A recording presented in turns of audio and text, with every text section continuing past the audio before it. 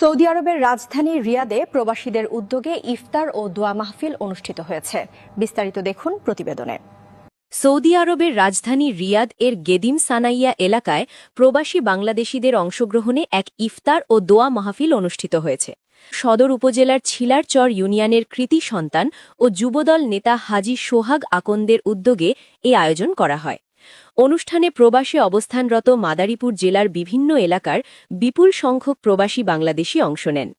ইফতার মাহফিলে বক্তারা পবিত্র মাহে রমজানের তাৎপর্য তুলে ধরে পারস্পরিক ভ্রাতৃত্ব, সম্প্রীতি ও ঐক্য বজায় রাখার ওপর গুরুত্বারোপ করেন।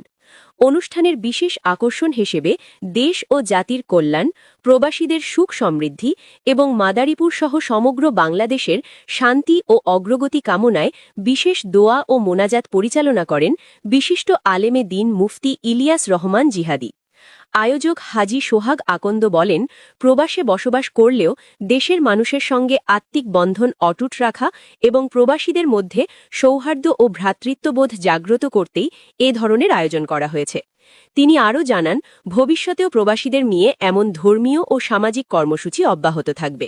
অনুষ্ঠান শেষে দেশ বিদেশে অবস্থানরত সকল মুসলমানের মঙ্গল কামনায় দোয়া করা হয়।